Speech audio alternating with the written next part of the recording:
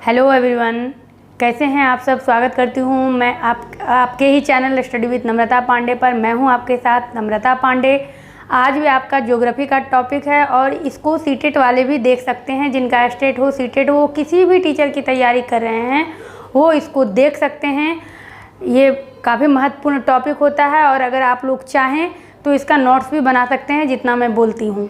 आप लोगों में से कल के वीडियो में कुछ ऐसा कमेंट्स आया था कि मैम आप ऑब्जेक्टिव लाइए, आप नोट्स लाइए, पीडीएफ लाइए। तो मैं वैसे कैंडिडेट से कहना चाहूँगी, सिर्फ ऑब्जेक्टिव के पीछे और नोट्स के पीछे बिल्कुल मत भागिए, आपको कुछ नहीं मिलने वाला है। ये ज्योग्राफी है, आपको समझना ही पड़ेगा।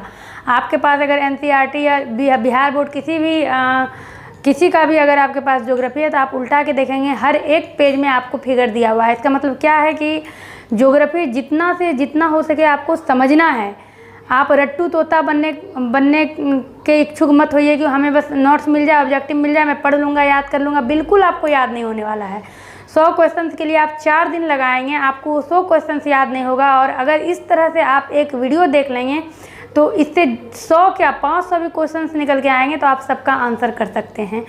तो ऑब्जेक्टिव और नोट्स के पीछे बिल्कुल भी मत भागिए। जो मैं आपके सामने में ला रही हूँ, जो समझा रही हूँ, उसको समझना बहुत ज़रूरी है।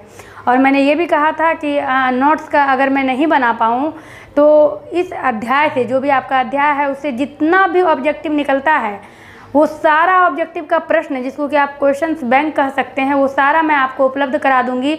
और आप उस क्वेश्चंस का आंसर देने के लिए फिर से एक बार बुक को देखेंगे और आपको वो याद करने की आवश्यकता नहीं होगी। सिर्फ आंसर आप लिखेंगे तो आपको वो याद हो जाएगा। तो अभी बिल्कुल ऑब्जेक्टिव, पीडीएफ और ये सब के पीछे बिल्कुल भी मत भागिए। जो समझा रहे हैं इसको समझना बिल्कुल ज़रूरी है, ये आपको याद हो जाएगा। सिर्फ लिखा या याद करने के पीछे मत भागिए, उसके आगे सफलता नहीं है।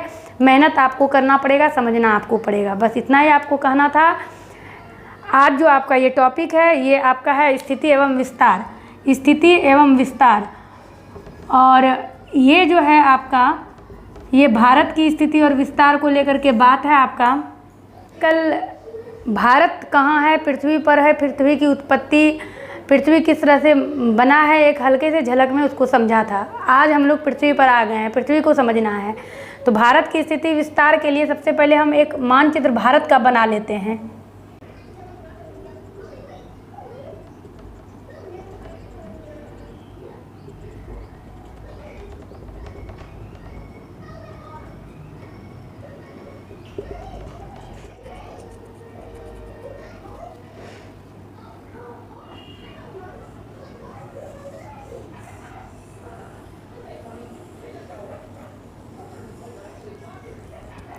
ये है हमारा भारत। ये जो है, यहाँ से ये पूरा आपका पृथ्वी है, राउंड। आप इसको पूरा समझ लीजिएगा, ये पूरा राउंड है। यहाँ आपका 0 डिग्री देशांतर है, इसके जस्ट सीधे में आपका यहाँ 0 डिग्री देशांतर है। यहाँ आपका 0 डिग्री अक्षांश है और इधर आपका 0 डिग्री अक्षांश है। इसको बिल्कुल आराम से समझिएगा आप। ये आपका 0 डिग्री है और यहाँ से, चूँकि ये बोर्ड है, थोड़ा सा और इसको हटा के लेना होगा। ये अक्षांश जो है, इसको मैंने मिलाना है इस तरह से, यहाँ से यहाँ तक हमें मिलाना है।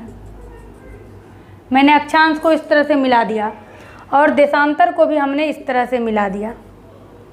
ठीक है, अब हमें समझना है, ये 0 डिग्री जैसे है, आपको ये पता है कि 180 डिग्री यानी कि ये 360 डिग्री पर घूमती है।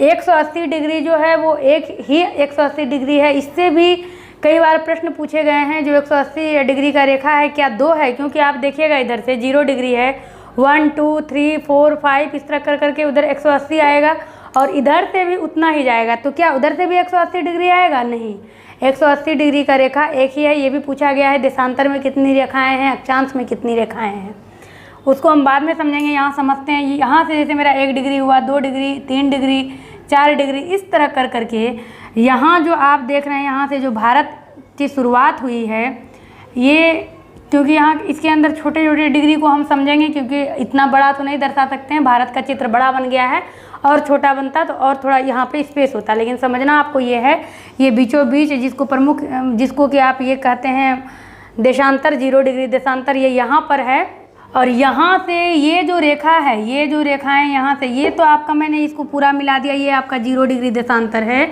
और ये जो आपका रेखा है ये यहाँ से चलते चलते ये यहाँ पर 68 डिग्री और 7 मिनट है। इसको ध्यान में रखिएगा। आप चाहें तो इसको लिख सकते हैं, नोट्स बना सकते हैं, बुक है तो अच्छी बात है, बस इसको समझना है।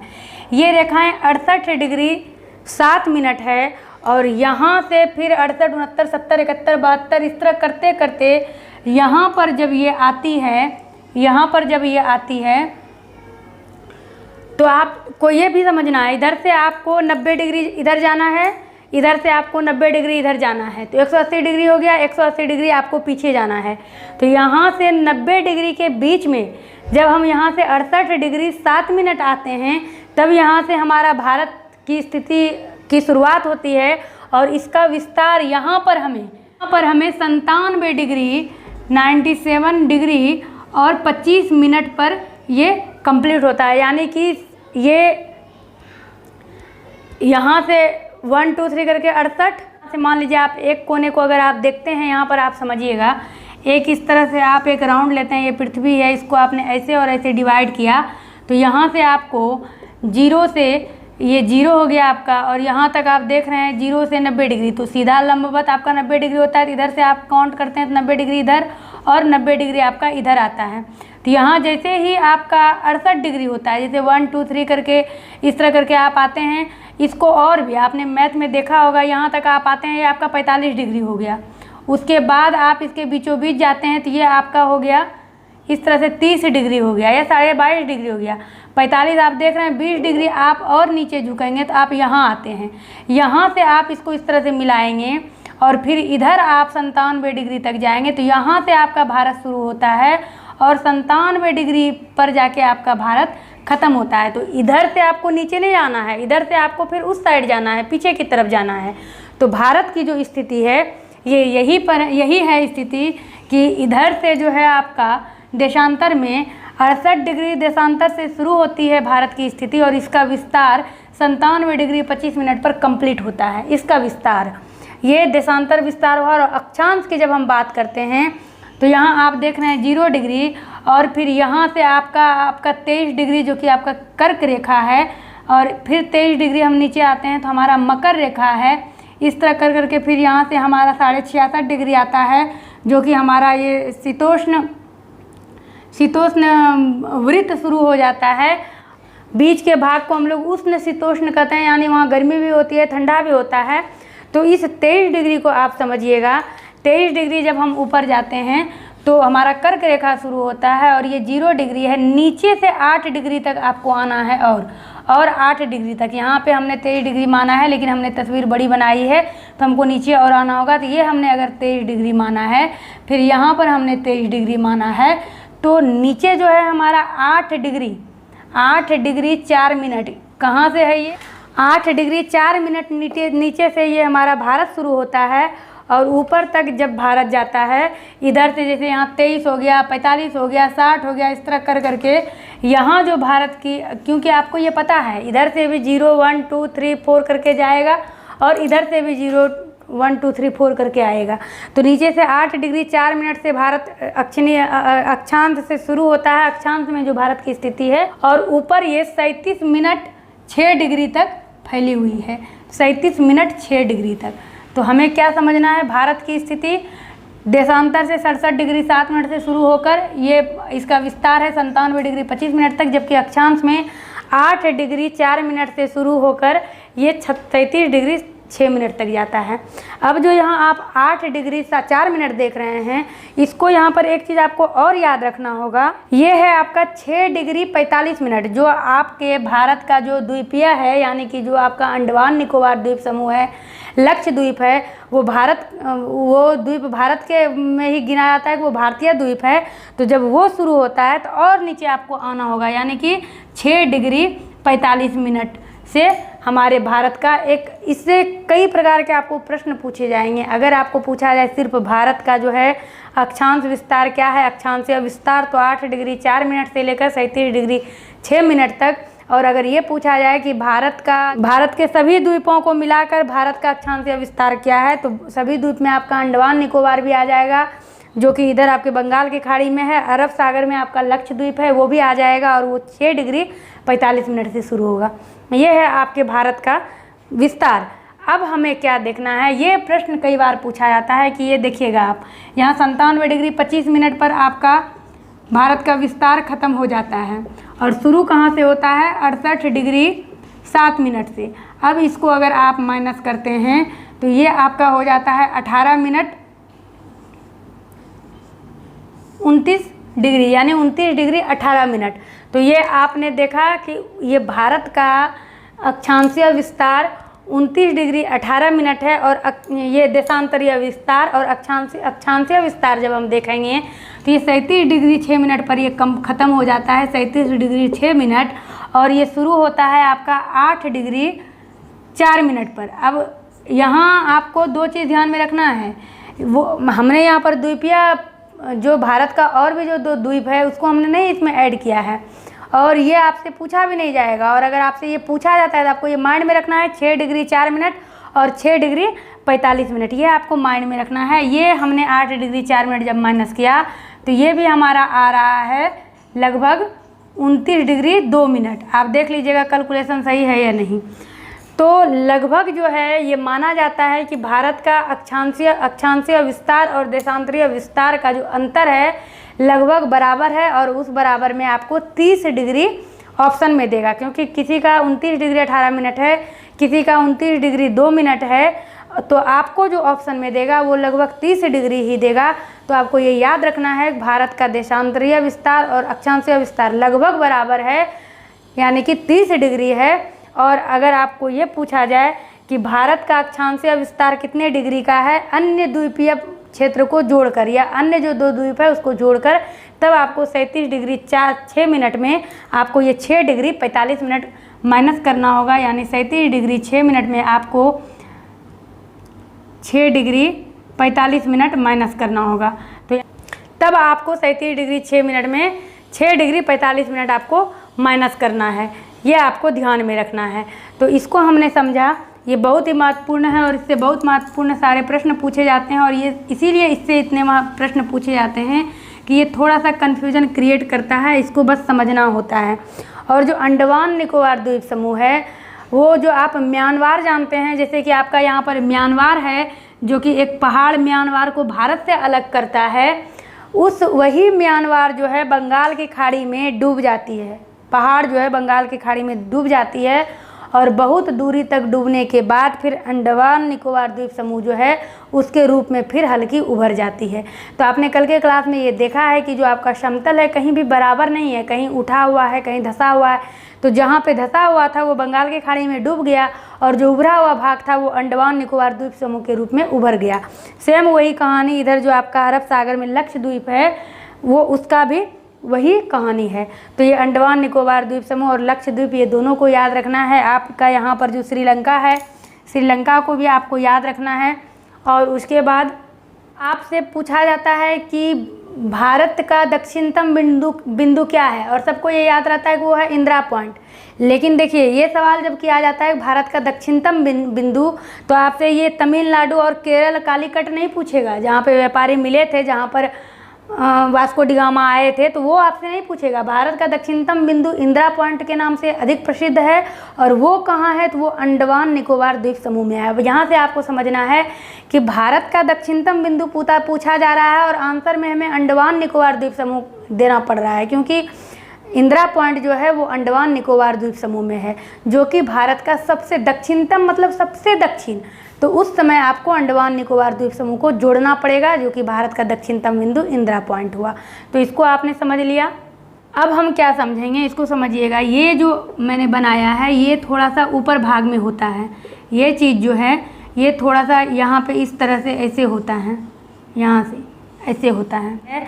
इसके 23 डिग्री ऊपर जब हम लोग जाते हैं, जब हमारा कर्क रेखा आता है, तो कर्क रेखा ही यहाँ से बीचों बीच भारत को 2 भागों में बांटता है, ये कर्क रेखा। ये प्रश्न भी कई बार पूछे गए हैं, भारत को 2 बराबर भागों में बांटने वाली रेखा कौन सी है, कर्क रेखा। और इससे महत्वपूर्ण प्रश्न क्या पूछा जाता है कि कर्क रेखा किन किन राज्यों से, कर्क रेखा भारत के किन किन राज्यों से होकर गुजरती है। ये प्रश्न मैंने आपके लिए छोड़ा है, आप बताइएगा कर्क रेखा भारत के किन किन राज्यों से होकर गुजरती है, इसको हमने समझा। अब जो है यहाँ पर आपका कच्छ है, यहाँ पर आपका कच्छ है, और जब इसका इस तरह से मापा जाता है, आप इसको कितने किलोमीटर में है यानी कि इसका क्षेत्रफल, तो ये इस तरह से यहाँ पर आप अपने फिगर में भी देखिएगा इस तरह से टेढ़ा जाता है, क्योंकि ये कच्छ से शुरू होता है और ये अरुणाचल प्रदेश पर ख़त्म होता है, जो कि भारत का एक भाग है। कच्छ से शुरू होकर अरुणाचल प्रदेश पर ख़त्म होता है, और ये यहाँ जो है आपका जम्मू कश्मीर से शुरू होता है और ये कन्याकुमारी पर आके ख़त्म होता है। तो यहाँ से यहाँ की जो लंबाई है भारत की, यानी कि जो देशांतर या विस्तार है, ये है आपका 3014 किलोमीटर, और यहाँ से यहाँ की जो लंबाई है आपका 2933 मीटर। ये भी आपको याद रखना है। तो ये लंबाई आपका अधिक है, ये आप देख रहे हैं 3214 किलोमीटर, और ये आपका है 2933 किलोमीटर। ज़्यादा फर्क नहीं है, लेकिन किलोमीटर को जब आप समझिएगा तो ये 933 पर, यानी कि इसको 3 किलोमीटर बनाने के लिए भी इसमें अभी और 67 ऐड करना है, 67 किलोमीटर, तब ये हमारा 300 किलोमीटर होगा, प्लस 67 प्लस 214 किलोमीटर, यानी कि आप समझ सकते हैं 67 में आप 281 किलोमीटर ये कम है। यहाँ से यहाँ तक की आपको जो लंबाई दी हुई है ये कम है, और यहाँ से यहाँ तक की। अब आपको क्या समझना है, ये हमने समझ लिया भारत की स्थिति। और ये जो भारत है, भारत का क्षेत्रफल भी कई बार पूछा गया है। तो भारत का क्षेत्रफल 32.8 किलोमीटर पर स्क्वायर है, ये आपको याद रखना है। और भारत का जो विस्तार है, ये पूरे विश्व के भौगोलिक क्षेत्र, यानी पूरे विश्व में जो भौगोलिक क्षेत्र है, जहाँ पर जीवन है, जहाँ भूमि है, जहाँ पृथ्वी है, पूरे विश्व के भौगोलिक क्षेत्रफल का 2.4% है भारत का भौगोलिक विस्तार। पूरे विश्व के भौगोलिक क्षेत्र का 2.4% है भारत का भौगोलिक विस्तार। यानी कि आपको ये समझना है कि अगर पूरे विश्व में 70% जलमंडल छोड़कर 30% अगर आप स्थल मंडल लेते हैं, तो उस 30% में 2.4% आपका भौगोलिक विस्तार सिर्फ भारत का ही है। तो उस 30% में नहीं 2.4% है, यानी कि पूरे भौगोलिक क्षेत्र, यानी 30% को अगर आप 100% अब आप मान लेते हैं, तो उसमें 2.4% सिर्फ भारत का भौगोलिक विस्तार है। और उसके बाद 7 देश जो कि आपके बुक में दिया गया है विस्तार के रूप में, जनसंख्या के रूप में, क्षेत्रफल के रूप में कौन सा बड़ा है। तो विश्व पर सबसे पहले आपको द्वीप को ये चीज़ याद रखना होगा। द्वीप, जब आप द्वीप को समझ लेते हैं, द्वीप आपको याद हो जाता है, तब जब आप सीमित भारत में आ जाएंगे, तब आपको राज्य का देखना होगा कि क्षेत्रफल की दृष्टि से जिस प्रकार राजस्थान बड़ा है लेकिन जनसंख्या की दृष्टि से कम है, गोवा क्षेत्रफल की दृष्टि से सबसे छोटा राज्य है। जब आप भारत के अंदर पहुंचेंगे तब आपको वो समझना है, लेकिन अभी आप पूरे पृथ्वी पर भ्रमण कर रहे हैं, पूरे विश्व का चक्कर लगा रहे हैं, तो आपको पूरे विश्व का समझना है। तो पूरे विश्व में जितना भी भौगोलिक स्थिति है, जितना भी भौगोलिक क्षेत्र है, अगर 30% ही है तो आप उसी को 100% मानिएगा, और 70% छोड़कर, और उस 30% में 2.4% आपका सिर्फ भारत के भौगोलिक क्षेत्र का विस्तार है। अब आपको पूछा जाता है कि 7 बड़े देश कौन कौन से हैं, तो विश्व के 7 बड़े देश में भारत भी शामिल है। सबसे बड़ा रूस को माना गया है, उसके बाद फिर कनाडा को माना गया है, उसके बाद चीन को माना गया है, उसके बाद आपका USA है, उसके बाद ब्राज़ील है, फिर आपका ऑस्ट्रेलिया है। तो आप समझ सकते हैं ये चीन एक देश है, एक द्वीप नहीं है, एक देश है। USA संयुक्त राज्य अमेरिका जो कि एक द्वीप है, और भारत एक देश है, लेकिन भारत को भी 7 बड़े देशों की गिनती में रखा गया है। ऑस्ट्रेलिया एक द्वीप है, लेकिन भारत एक देश है, और देश और द्वीप आप समझ रहे हैं। तो भारत एक देश होने के बावजूद भी इसको 7 बड़े देशों के जगह पर इसको रखा गया है। तो भारत जो है 7वां सबसे बड़ा देश है पूरे विश्व में, और ये प्रश्न आपसे पूछा जाता है कई बार। भारत दृष्टि से भारत का विश्व में कौन सा स्थान है, इस तरह से आपसे प्रश्न पूछा जाएगा। क्षेत्रफल की दृष्टि से भारत का विश्व में कौन सा स्थान है, तो क्षेत्रफल की दृष्टि से भारत का विश्व में 7वां स्थान है। ये बहुत बड़ी बात है। एशिया महाद्वीप के अंतर्गत ही आपका रूस आता है, जिस तरह आप जानते हैं। भारत है आपका, लेकिन भारत जहाँ के हम लोग वासी हैं उसको 7वें बड़े देश के लाइन में रखा गया है। तो ये बहुत महत्वपूर्ण बात है भारत को लेकर के, इसको हमने समझ लिया। अब हमें ये समझना है कि भारत को प्रायद्वीपीय क्यों कहा जाता है। तो प्रायद्वीपीय क्या होता है इसको समझेंगे। तो ये आप देख रहे हैं, यहाँ इस तरह से आपका भारत है।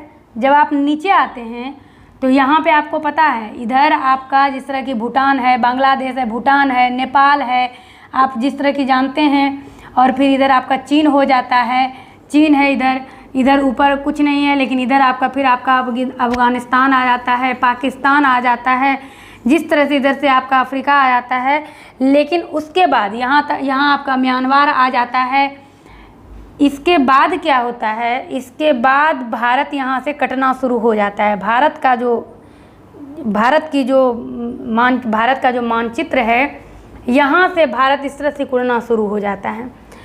तो इधर भी आपका जल है बंगाल की खाड़ी, इधर भी आपका जल है अरब सागर, और इधर जो अंटार्कटिका आपका 7वां महाद्वीप है उसके ऊपर आपका है हिंद महासागर। तो भारत के पूरब में बंगाल की खाड़ी है, भारत के पश्चिम में अरब सागर है, भारत के दक्षिण में हिंद सागर है। और आपसे पूछा जाता है कि हिंद सागर के सिर के ऊपर कौन सा देश है, तो ये भारत है। बंगाल की खाड़ी भारत के किस तरफ पड़ती है, तो भारत के पूर्व की तरफ आपका बंगाल की खाड़ी है, और इधर आपका अरब सागर है पश्चिम की तरफ। ये आपने इसको समझ लिया। प्रायद्वीपीय उसी को कहते हैं, उसी द्वीप को प्रायद्वीप कहते हैं, जो कि 3 तरफ से जल से घिरा हुआ है। अब आप देखेंगे एक इधर हो गया, एक इधर हो गया और एक नीचे हो गया, तीनों तरफ से जल से घिरा हुआ है ये भारत, नीचे दक्षिण की तरफ। तो ये इसीलिए इसको भारत को 2 तरह से भारत के लिए बातें की जाती है। पूरा भारत आपका प्रायद्वीप नहीं है। ये जो प्रायद्वीपीय बनना शुरू हुआ है भारत, ये 22 डिग्री के बाद से, यानी कि यहाँ जैसे आपने ये देखा 23 डिग्री पर आपका कर्क रेखा है, और इस कर्क रेखा के 1 डिग्री नीचे यानी कि 22 डिग्री से ही भारत उत्तरी अक्षांश की तरफ सकरा होता जा रहा है, यानी पतला होता गया है। बिल्कुल इस तरह से प्रायद्वीपीय का आकार भारत ने ले लिया है 22 डिग्री उत्तरी अक्षांश के नीचे से। ये भी आपको याद रखना है, 22 डिग्री उत्तरी अक्षांश के नीचे से भारत जो सांकरा रूप ले लिया है, इसी को हम लोग प्रायद्वीपीय कहते हैं। और जब ये जो आप अंतरिप देख रहे हैं, अंतरिप, इसी का नाम अंतरिप होता है। आपने अंतरिप के बारे में कई बार पढ़ा है। और यहाँ पर अंतरिप है। अब जो कहा जाता है कि कच्छ से लेकर अरुणाचल प्रदेश तक, जम्मू कश्मीर से लेकर कन्याकुमारी तक, तो इसका यही मतलब है कच्छ से लेकर अरुणाचल प्रदेश तक, यहाँ तक आप आ जाइए, कश्मीर से लेकर कन्याकुमारी तक, सीधा ऊपरी छोर से नीचे आ जाइए। तो ये हमने प्रायद्वीपीय समझा। अब हम समझेंगे अंतरिप। तो अंतरिप भी इसी को ही कहते हैं। इसी अंतरिप पर मिला था व्यापारी जो भी है, पुर्तगाली व्यापारी, भारतीय व्यापारी। तो अंतरिप भी वही होता है कि समुद्र की तरफ कोई स्थलीय भाग अगर सकरा होते चले जाए, पतला होते चले जाए, तो वो अंतरिप का रूप ले लेता है और उसे ही अंतरिप कहते हैं। और विश्व में सिर्फ भारत ही एक मुख्य अंतरिप नहीं है, विश्व में ऐसे कई सारे देश हैं जो कि समुद्र की तरफ से इस तरह से नुकीली तरह से निकला हुआ है। और भारत के आकार के बारे में कहा जाता है कि भारत लगभग त्रिभुजाकार है। ये इस तरह से, जो इस तरह है, इसीलिए भारत को कहा जाता है कि ये त्रिभुजाकार है। इसको हमने समझा। अब हम क्या समझेंगे, बहुत ही महत्वपूर्ण टॉपिक है, इस पर ध्यान दीजिएगा कि इसका स्थलीय सीमा क्या होता है और तटीय सीमा क्या होता है। इससे भी अनेकों प्रश्न पूछे जाते हैं, इसको आपको समझना जरूरी है। तो स्थलीय सीमा सबसे पहले हम समझेंगे कि जहाँ से इसका स्थल शुरू हो जाता है, यानी कि ये जो स्थलीय भाग है ये स्थल से जुड़ा हुआ है। इधर आप देख रहे हैं ये भारत है, भारत का पड़ोसी देश पाकिस्तान है, भारत का पड़ोसी देश आपका अफगानिस्तान है। इधर आप यहाँ तक आते हैं, गुजरात के बगल में भी अगर कोई देश है तो यहाँ तक जुड़ा हुआ है। इधर आपका भूटान है, इधर आपका नेपाल है, इधर आपका चीन है, इधर म्यांमार है। तो जहाँ तक भारत जिस देश से, जिसको कि आप सार्क कहते हैं, भारत से बिल्कुल सटा हुआ देश, भारत, पाकिस्तान, नेपाल, भूटान, श्रीलंका, अफगानिस्तान, पाकिस्तान, मालदीव, ये सब जो कि भारत से सटा हुआ है, इसको हम लोग कहते हैं स्थलीय सीमा। यानी ये जो भारत की सीमा है, ये जो भारत की सीमा है, ये सीमा स्थलीय मार्ग द्वारा जुटा हुआ है। अब आप समझ सकते हैं जब हमारा देश आज़ाद हुआ था तभी भारत से पाकिस्तान बना था। तो इसका मतलब है कि पाकिस्तान भारत से जुड़ा हुआ है, इसीलिए उसको स्थलीय सीमा कहते हैं। और तटीय सीमा क्या हुआ, जिसको कहता है तट के किनारे। अगर नदी के किनारे, तो नदी का किनारा जो है, ये नदी है आपका, नदी बह रहा है, ये नदी है, और यहाँ जो किनारा है इसके ऊपर जो मैदान है तो ये आपका हो गया तटीय भाग, यानी नदी के जस्ट किनारे। तो ये जो नीचे का भाग आपका है इसको तटीय सीमा हम लोग कहते हैं। तटीय सीमा, लोग यहाँ भी रह रहे हैं, ये लोग तमिलनाडु में भी रह रहे हैं, लोग गोवा में भी रह रहे हैं, लोग केरल में भी रह रहे हैं, लेकिन वो तटीय क्षेत्र है, तटीय राज्य है। तटीय राज्य के बारे में भी पूछा जाता है, कितने राज्य तटीय राज्य हैं, तो इसको हम लोग कहते हैं तटीय सीमा। यानी कि जो स्थल भाग से या किसी देश से जुटा हुआ नहीं हो उसको हम लोग तटीय सीमा कहते हैं। और अब आपसे सवाल किया जाता है कि ये जो आपका स्थलीय भाग है, स्थलीय भाग आप आपने समझ लिया, जो भारत का छोर किसी अन्य देश से, अन्य राज्य से जुड़ा हुआ है, यानी स्थल से स्थल मिला हुआ है, वो स्थलीय भाग हो गया।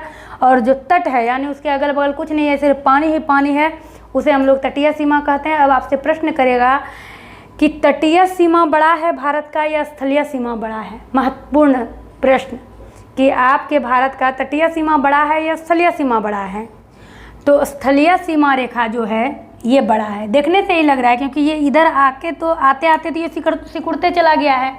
और बड़ा ही नहीं बल्कि आपको ऑप्शन में देगा 2 गुना बड़ा है। कितना बड़ा है? आपको इस तरह से प्रश्न पूछा जाएगा, भारत की स्थलीय सीमा तटीय सीमा रेखा से लगभग कितनी बड़ी है? ऑप्शन में दे दिया जाएगा 2 गुना, 3 गुना, 4 गुना, 1.5 गुना भी दिया जा सकता है। तो आपको यहाँ पे माइंड में बिल्कुल सेट कर लेना है कि 2 गुना, ये जो तटीय सीमा है इससे 2 गुना भारत का स्थलीय सीमा बड़ा है। आप ये देख रहे हैं स्थल कितना बड़ा है, ऊपर में इसका विस्तार भी बड़ा है, यहाँ पर तो आके ये सिकुड़ते चला गया है। अभी जब हम समझेंगे कि सूर्य की रोशनी, जिस समय सूर्य की रोशनी यहाँ पर विषुवत वृत्त पर पड़ती है, तो आप समझ सकते हैं कि जब बीचों बीच रोशनी पड़ रही है, तो अगर यहाँ उत्तरी अक्षांश पे हमारा यहाँ पर जम्मू कश्मीर में ठंड है तो केरल में भी ठंड होना चाहिए उस हिसाब से, तो फिर केरल में गर्मी क्यों? इसको भी अभी हम समझेंगे, पहले हम इसको समझ लेते हैं। तो तटीय सीमा रेखा जो है ये 2 गुना है, ये स्थलीय सीमा रेखा जो है तटीय सीमा रेखा से 2 गुना है। सीमा रेखा जो है 15,200 किलोमीटर है। ये स्थलीय सीमा 15,200 किलोमीटर है, जहाँ से स्थल शुरू होता है स्थलीय सीमा 15,200 किलोमीटर है। जबकि तटीय सीमा आपका जो यहाँ से यहाँ तक तटीय सीमा है ये आपका 6,100 किलोमीटर है। तो 6 दूनी 12, इसीलिए इसको 2 गुना कहा गया है। लेकिन 2 गुना तो हो नहीं रहा है, ये 1.25 गुना कहिए, 1.5 गुना कहिए, तो फिर 2 गुना इसको कैसे समझा गया है? तो इसका क्या है, आपका जो भारत का और भी जो एक का अंडमान निकोबार द्वीप है और इधर लक्षद्वीप है, उसके भी तटीय सीमा को शामिल किया गया है। अब यहाँ पर आपका अंडमान निकोबार है तो आप समझ सकते हैं कि ये तो सिर्फ और सिर्फ तटीय सीमा ही है, ये तो स्थलीय सीमा है ही नहीं। इसके अगल बगल तो कोई स्थल का, कोई देश, कोई राज्य, कोई द्वीप है ही नहीं। तो ये सिर्फ और सिर्फ तटीय सीमा है, तो इसकी सीमा को भी इसमें जोड़ा गया है। और इधर जो आपका लक्षद्वीप है, जो भारत का भारतीय द्वीप है, इसकी तटीय सीमा को भी जब जोड़ा गया है तो ये जो 6,100 किलोमीटर तटीय सीमा है 7,516.16 किलोमीटर हो जाता है तटीय सीमा। अब देखिए इसका दुगुना ये हो गया, यानी तटीय सीमा का दुगुना आपका स्थलीय सीमा है। ये अति महत्वपूर्ण प्रश्न है, इसको आपको बिल्कुल माइंड में सेट करना होगा।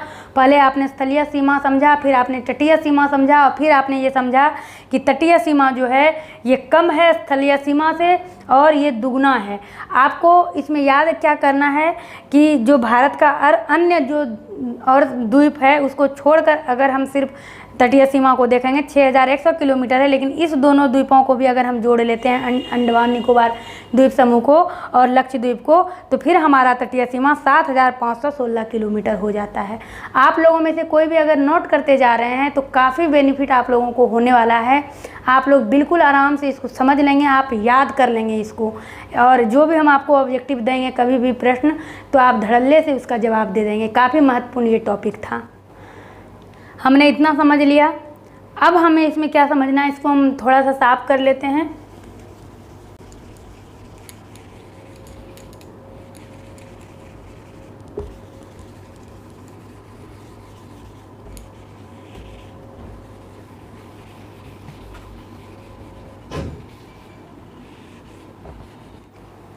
अब हम पहले समझेंगे कि ये जो मानक समय होता है या प्रमुख यामोत्तर होता है उसको कैसे माना जाता है। अलग अलग देशों में अलग अलग मानक समय होता है। रूस में 11 मानक समय है, जितना बड़ा देश मानक समय उतना। अब हम समझेंगे ये मानक रेखा जो है, ये जो समय को डिवाइड करता है, ये क्या है। तो किसी भी देश को बीचों बीच हम डिवाइड करेंगे, उसको जो है प्रमुख यामोत्तर मानेंगे। भारत को अगर हम ये बीचों बीच डिवाइड करते हैं तो ये इलाहाबाद से होते हुए ये क्रॉस होता है, इलाहाबाद को काटते हुए इलाहाबाद के नैनी से ये क्रॉस होता है। और ये जो है इस तरह तो मैंने बीचों बीच भारत को काटा, लेकिन जब इधर से हमने काउंट किया प्रमुख यामोत्तर से, देशांतर से, तो 1 2 3 करके जिस तरह 68 डिग्री से हमारे भारत का शुरुआत होता है, ये हमारा 82.82 डिग्री पर ये हमारा हो गया प्रमुख यामोत्तर। यानी यहाँ जितना बजेगा और इससे 1 डिग्री अगर भारत घूमता है तो 4 मिनट का फ़र्क हो जाएगा। इससे इतना प्रश्न पूछा आता है स्टेटेड में, एक्सटेड में, किसी भी एग्ज़ाम में, कोई भी कंपटीशन आप दे रहे हैं, किसी भी एग्ज़ाम में ये आपसे प्रश्न पूछा जाता है। ये 82 डिग्री 4 मिनट आपने देखा। यहाँ से जैसे ये 82 डिग्री 30 मिनट है ना, 1 डिग्री जैसे ये घूमता है, यानी कि 83 डिग्री 30 मिनट जैसे ये होता है तो 4 मिनट का फ़र्क हो जाएगा। अगर यहाँ पर ये 12 बज रहा है तो 1 डिग्री ये आगे बढ़ा तो यहाँ 12:04 हो जाएगा। 2 डिग्री आगे बढ़ेगा 12:08, क्योंकि हम जानते हैं और हमने कई बार पढ़ा है कि 4 मिनट में पृथ्वी 1 डिग्री घूमती है, क्योंकि हमें ये पता है कि 24 घंटे में पृथ्वी एक बार चक्कर लगाती है और ये पूरा चक्कर 360 डिग्री का होता है। अगर 24 घंटे में 360 डिग्री ये घूम रही है तो 12 घंटे में 180 डिग्री घूम रही है, 6 घंटे में ये 90 डिग्री घूम रही है, 3 घंटे में 45 डिग्री घूम रही है ये पृथ्वी। 3 घंटे में 45 डिग्री घूम रही है ये पृथ्वी। तो आपको ऐसे समझना है 180 डिग्री 3 घंटे में, तो 180 मिनट में ये 45 डिग्री घूम रही है पृथ्वी, आप समझ सकते हैं। तो 120 मिनट में ये पृथ्वी जो है 30 डिग्री घूम सकती है 120 मिनट में। तो 60 मिनट में ये पृथ्वी 15 डिग्री घूम सकती है, यानी 1 घंटे में ये 15 डिग्री घूम सकती है। क्योंकि जब 1 डिग्री 4 मिनट में घूमती है तो 15 डिग्री 15 चौकी 60 मिनट में घूमेगी, तो 1 डिग्री 60 मिनट में पृथ्वी घूमती है। अब आपको ये समझना है, समय का ये फ़र्क आपने समझा। अब यहाँ है आपका कच्छ और यहाँ है आपका अरुणाचल प्रदेश। यहाँ से यहाँ की दूरी आपने अभी ये देखा कि ये 68 डिग्री 7 मिनट से शुरू होकर 97 डिग्री 25 मिनट पर ख़त्म हुआ है। तो ये दोनों के बीच 30 डिग्री का फ़र्क है, 30 डिग्री का फ़र्क है। जहाँ से भारत स्टार्ट हुआ है और जहाँ भारत का अंत हुआ है, तो 30 डिग्री का फ़र्क है दोनों के बीच, आपने ये देखा। और 30 डिग्री बराबर आपका 120 मिनट है, यानी कि आपका 2 घंटा है। ये आपने समझ लिया, 2 घंटा है। पृथ्वी पश्चिम से पूरब की तरफ घूमती है, आपको ये पता है, पूरब से पश्चिम की तरफ। तो पृथ्वी अगर ऐसे घूम रही है तो सबसे पहले सूर्य की रोशनी इधर पड़ेगी, आप समझ सकते हैं।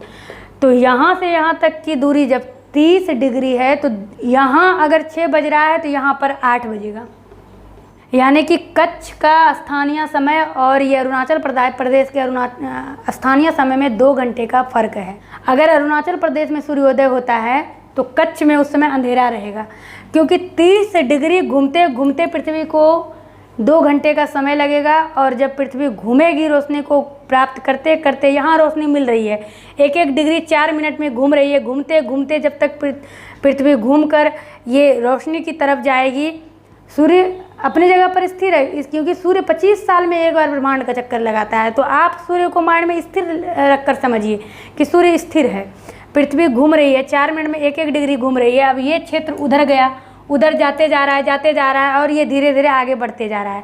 तो दोनों के बीच की दूरी जब 30 डिग्री है हमारा, तो 4 मिनट में 1 डिग्री ये क्रॉस करते हुए ये पोजीशन भारत का इधर आएगा, तो वो 2 घंटे का समय ले लेगा। इसलिए आपको ये भी पूछा जाता है अरुणाचल प्रदेश और कच्छ के बीच, कच्छ में के स्थानीय समय में कितना अंतर है, तो ये 2 घंटे का अंतर है। इसको आपने समझ लिया। ये भी हमने समझ लिया कि यहाँ से इधर आप 1 डिग्री बढ़िएगा तो आपका +4 मिनट हो जाएगा, और इधर जब आप पीछे हटिएगा तो आपका -4 मिनट हो जाएगा। ये हमने और भी डिटेल में NCERT के बुक में समझाया है, तो उसको आप प्ले लिस्ट पर जाइएगा तो आपको सब कुछ मिल जाएगा। जो पुराने हैं उनको पता है हमने कितना कुछ आपके लिए किया है इस चैनल पे, और जो नए हैं वो एक बार प्ले लिस्ट में जाइए, सब कुछ देखिए, आपको समझ में आ जाएगा।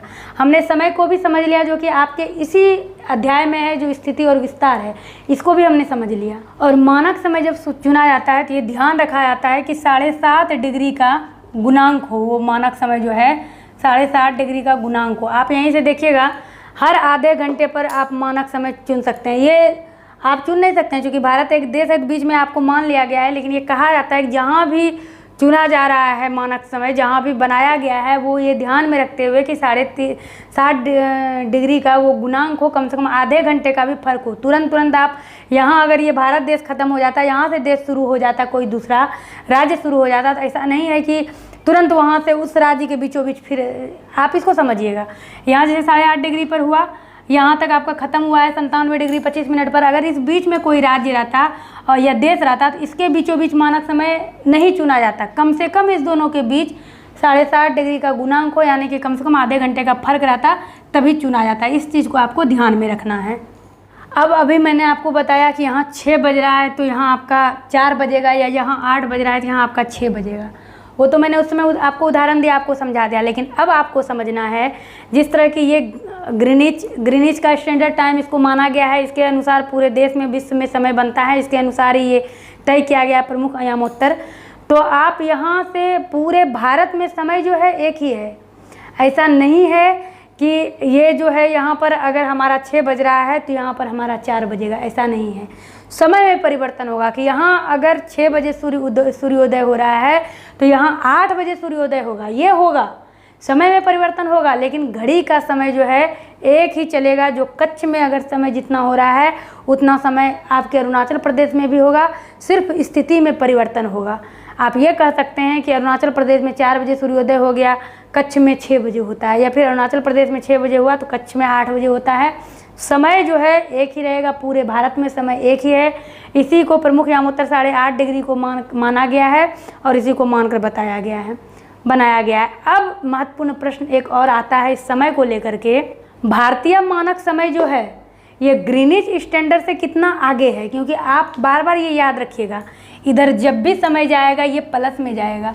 अगर इधर पृथ्वी 1 डिग्री घूमती है तो +4 मिनट होगा, लेकिन अगर इधर आप समय देखेंगे तो ये -4 मिनट होगा। पृथ्वी इधर घूमेगी नहीं, लेकिन आपको समय इधर देखना है तो आपको माइनस करके समय देखना है। तो यहाँ जो अगर आपका यहाँ से यहाँ पूछा गया है कि कितना डिग्री का भारत के समय में फ़र्क है, इसी तरह से आपको पूछा जाएगा हर चीज़। तो आपको कैसे समझना है कि आप देखिए 30 डिग्री में अभी आपने देखा कि 15 डिग्री जब घूमती है तो 1 घंटा होता है। आपने ये देखा 15 डिग्री यहाँ पर लिखा है, 15 डिग्री 1 घंटा घूमने में समय लेता है।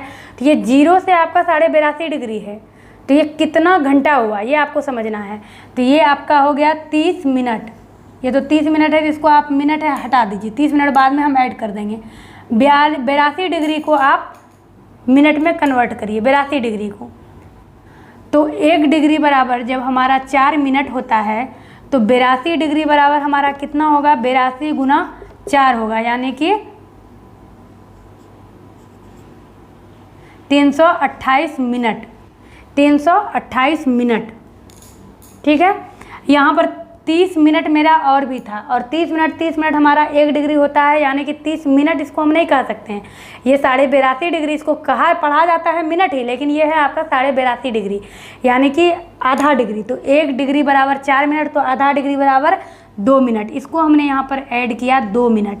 अब हम देखते हैं टोटल हो गया हमारा 330 मिनट।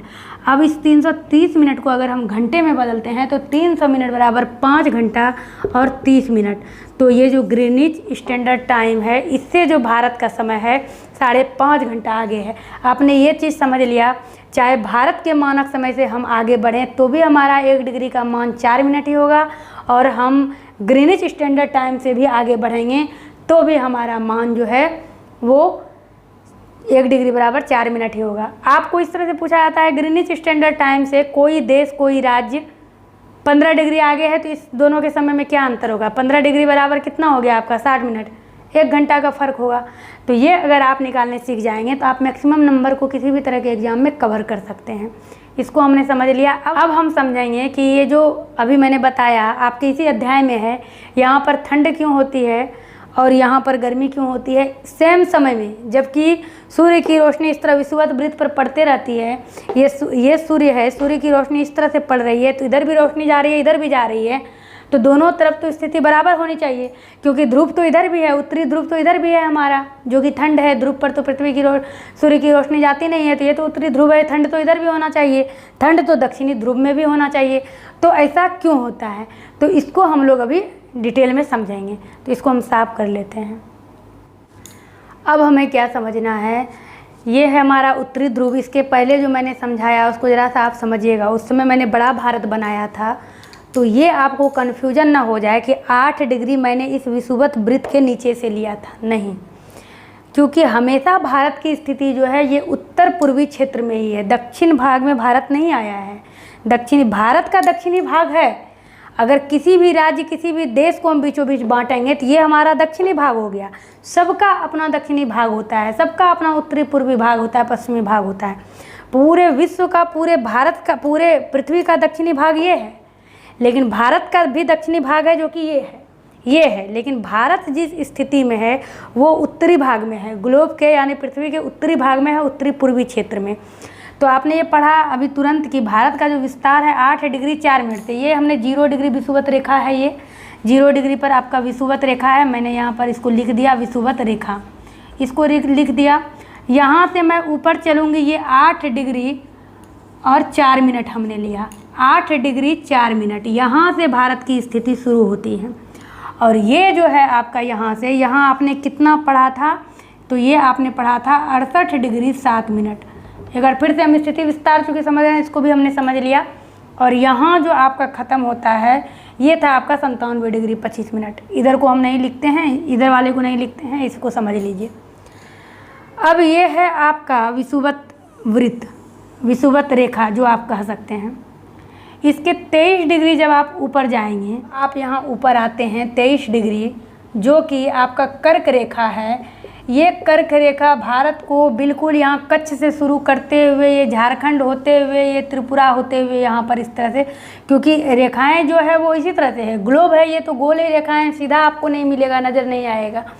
तो ये 23 डिग्री का जो कर्क रेखा है भारत को बीचों बीच काटता है, ये आपने समझा। और हमने ये भी बताया था कि 22 डिग्री, 1 डिग्री अगर आप नीचे आते हैं, यहाँ पर 22 डिग्री आते हैं, तो 22 डिग्री के बाद ही भारत जो है ये प्रायद्वीप का आकार लेना इसने शुरू कर दिया है, यानी कि नीचे सांकरा होना शुरू हो गया है। ये है आपका 22 डिग्री। 23 डिग्री से आपका कर्क रेखा गुजरता है, ये है आपका कर्क रेखा। ये है आपका उत्तरी ध्रुव। उत्तरी ध्रुव एक यहाँ है, लेकिन ये भारत का है जम्मू कश्मीर, और ये है दक्षिणी ध्रुव।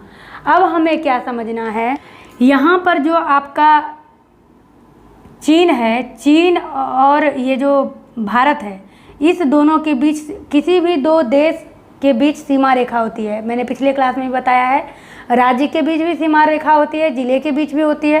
तो ये जो देश है चीन और भारत, इस दोनों के बीच जो सीमा रेखा है वो हिमालय पर्वत से होते हुए गुजरती है। जिस तरह आपको पता है, यहीं पर आपका नेपाल है, भूटान है, यहाँ आपका चीन है। तो इस दोनों के बीच की सीमा रेखा को मैकमोहन सीमा रेखा का नाम है, मैकमोहन रेखा, ये याद रखिएगा।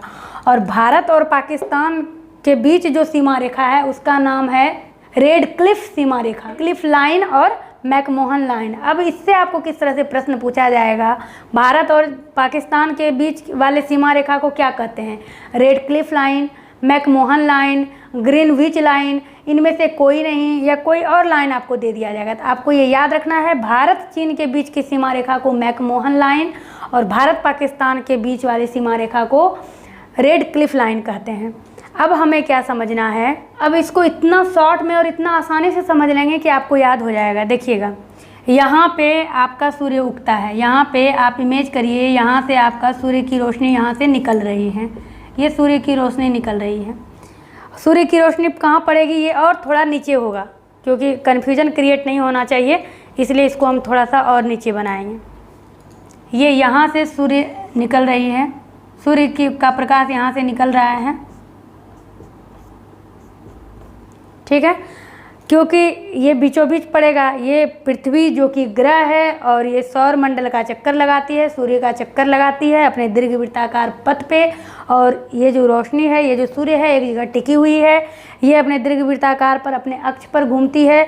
हम जो अभी पढ़ रहे हैं ये अक्ष के घूर्णन को ही समझ रहे हैं। धीरे धीरे 1 डिग्री 4 मिनट में घूम रही है। यहाँ से सूर्य की रोशनी निकलती है, आप देखेंगे, और सूर्य की रोशनी ये विषुवत रेखा पर सीधा पड़ता है, विषुवत रेखा पर सीधा पड़ती है सूर्य की रोशनी। अब आप समझ सकते हैं, यहाँ से मात्र 8 डिग्री दूरी पर आपका केरल, तमिलनाडु सब यहाँ पर आ जाता है। 8-9 डिग्री के दूरी पर ये सारा आपका केरल आ जाता है, तमिलनाडु आ जाता है, जिस तरह कि आप मैप में भी देखे हैं। और यहाँ भी समझ रहे हैं। तो यहाँ से यहाँ तक सूर्य की रोशनी पहुँचने के लिए कितने दूरी का फ़र्क है? बस 8 से 10 डिग्री के अंदर में ही आपका केरल तमिलनाडु आ जाता है। स्वाभाविक है, ये सूर्य का जो प्रकाश है, सूर्य की जो रोशनी है, सूर्य का जो ताप है, अधिक पड़ेगा केरल और तमिलनाडु में। और इसी रोशनी को यहाँ पहुँचने के लिए, क्योंकि भारत का उत्तरी भाग आपका जम्मू कश्मीर है जो कि 37 डिग्री 6 मिनट पर है, ये रोशनी जब यहाँ पहुँचनी तो सूर्य की रोशनी हर जगह है, सिर्फ इस ध्रुव पर नहीं पहुंच पाती है। लेकिन उत्तर पूर्वी क्षेत्र में जो भी देश है वहाँ तो पहुंच ही रही है, लेकिन हल्का कम पहुंचती है। तो ये रोशनी यहाँ पर तिरछी पहुंचेगी। विषुवत रेखा से ये नज़दीक है, यहाँ सीधा पहुंच रहा है, लेकिन ये रोशनी यहाँ पर तिरछी पहुंचेगी। तो आप समझ सकते हैं, यहाँ जब तिरछी पहुंचेगी तो यहाँ ठंड की स्थिति रहती है, हमेशा आप देखते हैं बर्फ़ जमा रहता है, हालत ख़राब रहती है। उसी एक दिन की हम बात कर रहे हैं कि जिस समय यहाँ पर लोग जाड़े के कपड़े पहन रहे हैं, बर्फ़ से जमा हुआ ये क्षेत्र है, और उसी समय यहाँ पर लोग लुंगी धारण किए हुए हैं, क्योंकि ये विषुवत रेखा से कम ही ऊंचाई पर ये हमारा राज्य है, केरल और तमिलनाडु। पूरे देश की हम बात नहीं कर रहे, पूरे विश्व की बात नहीं कर रहे हैं, हम भारत देश की बात कर रहे हैं। और यहाँ तिरछी रोशनी पर पहुँच रही है, इसीलिए उसी समय में यहाँ के लोग जो हैं ठंड का कपड़ा पहन रहे हैं। इसको आपने समझा, क्योंकि यहाँ पर तिरछी रोशनी पहुँच रही है, क्योंकि यहाँ तक पहुँचने के लिए सूर्य के प्रकाश को तिरछा आना पड़ेगा, और 0 डिग्री से यहाँ तक रोशनी पहुँचने के लिए 37 डिग्री 6 मिनट का फ़र्क है, जबकि यहाँ पहुँचने के लिए 8 से 10 डिग्री का फ़र्क है। इसीलिए आपने ये सुना है, आपने ये देखा है, आप ये जानते हैं कि बेंगलोर हुआ, मुंबई हुआ, केरल हुआ, इन सब जगह पर ज़्यादा ठंड नहीं पड़ता है। ठंड के मौसम में भी सूर्य जो है यहाँ पर, चूँकि बिहार यहाँ पर स्थित है, तो यहाँ पर जो है मौसम बदलते रहता है, जलवायु बदलते रहता है, हर ऋतु में परिवर्तन होते रहता है। ग्रीष्म ऋतु, जाड़े की ऋतु, हर तरह की ऋतु, वसंत ऋतु यहाँ पर परिवर्तन होते रहता है, लेकिन यहाँ की स्थिति बरकरार रहती है। मुंबई वगैरह में स्वेटर वगैरह की आवश्यकता नहीं होती है। अधिक से अधिक ठंड हुआ तो आप एक चादर ओढ़कर काम चला सकते हैं, लेकिन चूंकि ये विषुवत रेखा के काफ़ी नज़दीक है, यही कारण है कि यहाँ की जो जलवायु है इस तरह से है, समशीतोष्ण है, ना अधिक गर्मी। तो कभी कभी बहुत अधिक हो जाती है, गर्मी में तो गर्मी बहुत अधिक होगी क्योंकि ये बहुत नज़दीक है, लेकिन ठंड अधिक नहीं हो सकता है क्योंकि सूर्य हमेशा इस राज्य के निकट ही रहता है। तो इसको आपने समझ लिया कि आखिर प्रश्न अगर आए कि जम्मू कश्मीर में एक ही समय में बर्फ़ क्यों ढका रहता है और बर्फ़ से क्यों ढका रहता है और यहाँ के लोग लुंगी बनियान में क्यों रहते हैं। केरल और तमिलनाडु का राज्य विषुवत रेखा के काफ़ी नज़दीक है, जबकि जम्मू कश्मीर विषुवत रेखा से काफ़ी दूरी पर है। यही कारण है कि दोनों राज्य में इतना फ़र्क है। तो सोचिए, एक ही देश है ये हमारा भारत, और भारत देश में कितना फ़र्क है अलग अलग राज्यों की स्थिति में, कि यहाँ 2 घंटा पहले सूर्य उदय हो जाता है तो यहाँ 2 घंटे बाद। यहाँ ठंड है, जहाँ बर्फ़ जम रही है, लोग गर्म कपड़े में लिपटे हैं, तो यहाँ लोग लुंगी पहन के नंगे बदन खेती कर रहे हैं इसी भारत में। इसीलिए हमारे भारत को एक अनोखा देश कहा गया है, एक अनोखा देश कहा गया इस पूरे विश्व में। भारत को ऐसा है हमारा भारत राष्ट्र। भारत से ये जो श्रीलंका है, ये भारत से 24 किलोमीटर की दूरी पर है। यहाँ जो छोटे छोटे द्वीप से ये जुड़ा हुआ है, इसको एड के नाम से जाना जाता है। तो ये भी आपके इसी चैप्टर में है, और ये सब बिल्कुल सामान्य है, समझना बस यही था। तो इसको भी हम देख ही लिए। और भारत का जो पड़ोसी देश है, मैंने आपसे सवाल भी किया और आपके बुक में भी दिया हुआ है, उसको एक बार, इसको समझने के बाद एक बार बुक को ज़रूर पढ़िएगा अगर अच्छा नंबर किसी भी एग्ज़ाम में लाना चाहते हैं तो। और ये भी आपने समझ लिया है, दोनों का देशांतरीय विस्तार 30 डिग्री अगर है तो अक्षांशीय विस्तार भी 30 डिग्री है। आपने भारत चीन की सीमा रेखा को समझा, किस नाम से जानते हैं। भारत पाकिस्तान की सीमा रेखा को समझा। आपने ये समझा कि उत्तरी गोलार्ध में जो है भारत का शुरुआत 8 डिग्री 4 मिनट से होता है और 37 डिग्री 6 मिनट पर ख़त्म होता है। यानी कि आज के क्लास में आपने बहुत कुछ सीखा, बिल्कुल डिटेल में सीखा।